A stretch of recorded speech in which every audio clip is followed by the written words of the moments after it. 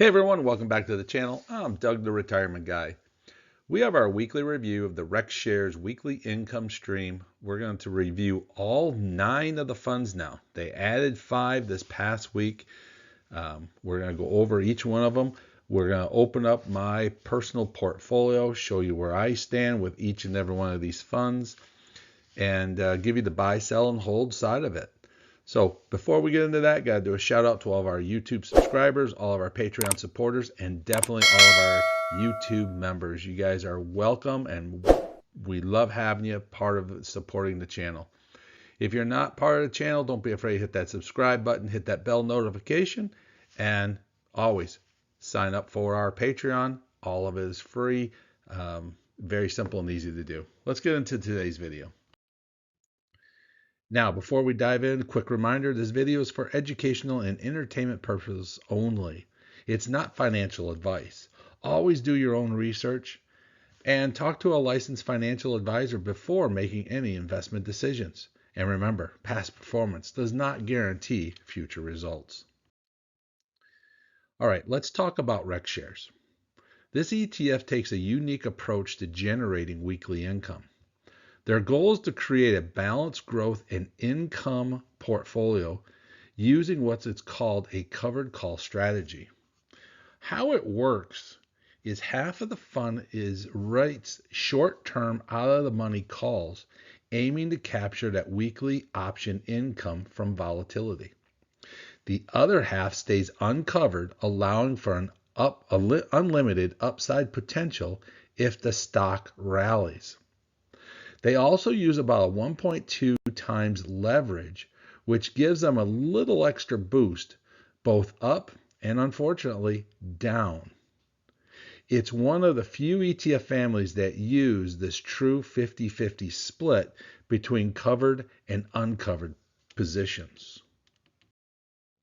So let's look at the 5 new funds that are out there. The first one, HOII, which is going to be the Rex Shares Robinhood Markets Growth and Income, the PLTI, the PLTI Technologies, the CWII, which is the Core Weaver Incorporated, LLII, which is going to be the Rex Shares Eli Lilly, and then the WTI, which is going to be the Walmart Incorporated one. Now, I don't know of anyone doing a Walmart one. I don't know of anyone doing an Eli Lilly. I don't know of anyone doing Coreware. So if you guys know of any, let me know. But right now, I don't know of anybody doing this, and they could be some interesting funds moving forward, and we're definitely going to keep an eye on to these. Let's take a look how they've done for this week.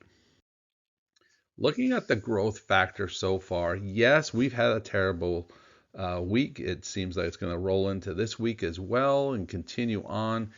I always say we got to hold tight and just weather the storm. When we took a look at it, the only one that really was up was the Eli Lilly, the LLII, the new fund.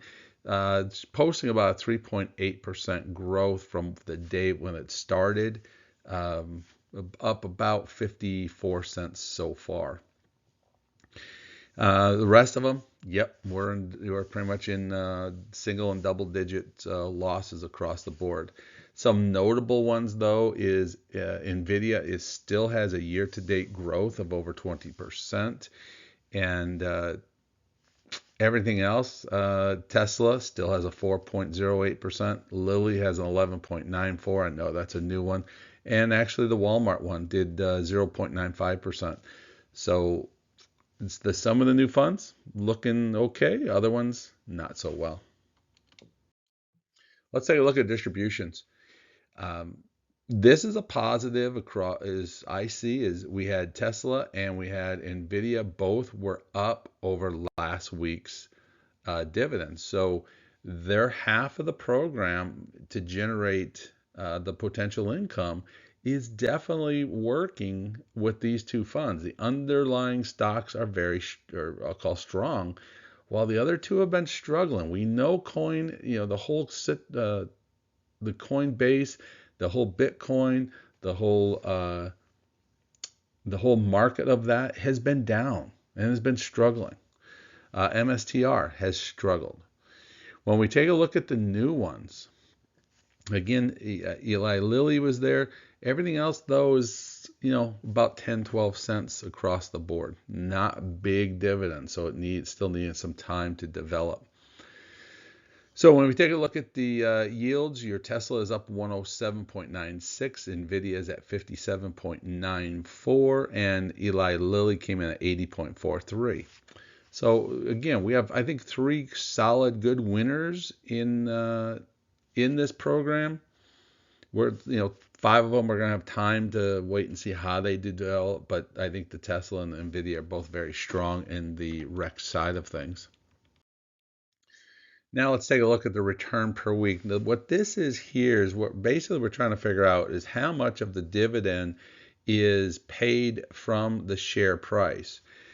A rule of thumb that I personally use. Now this can be totally different from you and from other people, but this is what I personally use on my side of it, is anything that is basically over 1.5 or higher is the one I'm always interested in. So it's kind of like a filter. I can filter down, now that we have 10 funds, I can filter down to maybe 2 or 3 that I can aggressively look at. And the first one, Tesla, is now at 2.06%. Most of these funds have never made my real big hitting at 1.5 on a regular basis. We do see it at this point. We do see Eli Lilly at 1.55 and NVIDIA at 1.11. So 3 funds, again, paying some higher dividends off of the fluctuation in the past week. Now, return on investment. Again, another rule of thumb that I do. I use return on investment heavily. And the reason for it is very similar to what's going on right now. And that is, I'm looking how fast I can get my money back from what I put into an investment. So if I bought, NVIDIA, if I bought the Robinhood fund, I want to know how quickly from dividends will I be getting my funds back. So we give a good idea to it. Now this is, again, different from other people. Everyone has different settings. I personally set my settings on weeklies. I want to be in and out basically in 1 year. I want to get all my money back as fast as I possibly can. So if we can do it under a year, we're definitely talking about it. Well, unfortunately with REX shares, they are not in that category. They are all over 1 year. The best one that we have is going to be the MSII, the MSTR, and that one you would get all your funds back in basically 1.38 years or 72 weeks. The next one would be CWII at 75 weeks, and then you get into Tesla at 96 weeks and NVIDIA at 118. The new funds, Lilly shows that it's going to come in at 64 weeks. So again, that's a little bit over a year. Everything else is in that 3 to 5 year category. So it doesn't make me exciting about doing this. Now, I'm putting this in 2 categories. I'll call them the old funds versus the new funds. The old funds, what we've done here is we use a 4-week moving average. So give us a little more realistic number of saying, hey, in the past 4 weeks, the fund has either been going, the dividends have been going up, they've been going down. It gives you a solid average.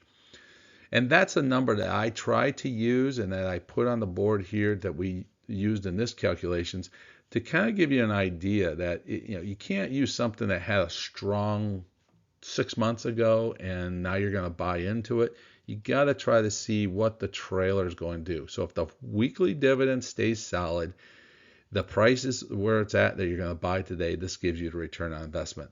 So across the board, none of these would hit my benchmark of that 1 year under. So it's a whole thing of, do we really need to investigate? It's not I call it the kiss of death. It's not one that you won't walk away, that you won't just walk away and say, no, I'm not interested. What you're going to do is, this is an area saying it's going to take longer to get your money back. Is there better opportunities out there? Now we take a total returns. And we know REX shares has that different philosophy of 50-50. And unfortunately, I haven't seen that 50% in the upswing do very well. And I've seen the 50% leverage side of it has done better. But when we take a look at total return, and this is like the number one number to always look at, what are we realistically getting? And the first one I'll show you is in green, the Tesla Growth and Income ETF. The yield of 107% would make anybody turn their head of like, wow, that's a ridiculously large number. When you take a look and you have a 4% year-to-date growth on top of that for a 112 total return, very, very strong number. And definitely in my radar, that would put me in saying, hey, let's take a serious look at this. But when you turn around and take something that has a strong yield but has a loss in year-to-date growth, COII is a great one to show you, is 28.48%, and it's lost 21%.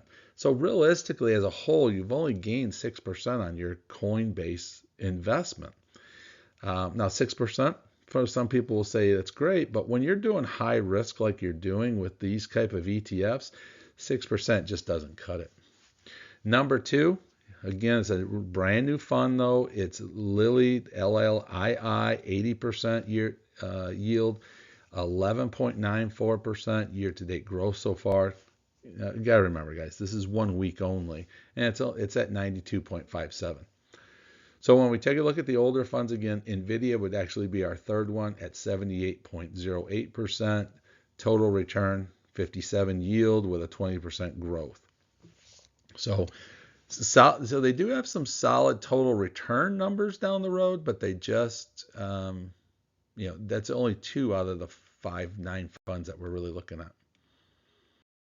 So let me open up my portfolio. I've showed this one to you previously. These are the old funds. These are what I've put into. I put $1,000 in each and every one of these funds about 5 months ago, just to test the base to see how these are going to do long term. And when you take a look at $1,000, NVIDIA and Tesla are the only 2 that realistically have given me my money. I won't say my money back, but have my money growing, while the other 2, Coin and MSII, have just really tanked my entire portfolio. So right now, after the bad week that we had, we are now 5 months into this, and we are down $528 or 13.2%. Across the board on our versus the value of the fund. We add in the dividends that we've collected of $891.48 for a 22.29% in dividend growth, which is very pleasing for myself. But unfortunately, the total value of the fund is now only valued at $363 in growth, or 9% in 5 months. My report again, 9%. Okay, I'm happy at 9%. That's bigger than 0. It's bigger than a negative number. But it's not, it's not really everything that's cranked up to be. So if I could take out the MSII and the COII, get rid of those, put that money back into NVIDIA and Tesla, would I do better? Probably. Would it be better if I was dripping all of this stuff? Possibly, but this is what I just do right here, is take the dividends, put them off to the side, because I'm trying to put all these and create them as cash cows. I would love to have Tesla and NVIDIA both as cash cows. As soon as the dividends get over that $1,000 point, we know we've achieved that number. Now let's take a look at the new ones we did. Now we did it with the 5 new funds. I went out and bought these as soon as they came available, that we could purchase them in, off the market. We put $1,000 into each one of the funds. Probably wasn't the greatest time to do it, but we did it anyways. I'm sharing the hit with you guys so you can see the real world impact. I just want everyone to know that this is like an educational lesson that we're learning, that I want to show you the world impact of what it does when you buy shares just out of the blue, and when you have a market that's probably not the right time to be buying things. So let's take a look at what we have across the board. The fund value is down $392.31 over the first week. That's down 7.85%.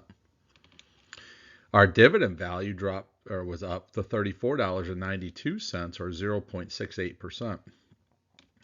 For our total to give us a value of $357.39 or 7.15% loss.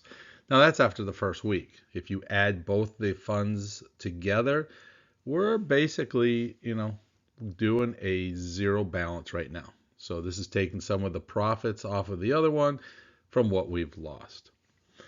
So hopefully this gives you some good information, what we'd like to do, how we've shared this with you. Let me know in the comments below. What's your thoughts?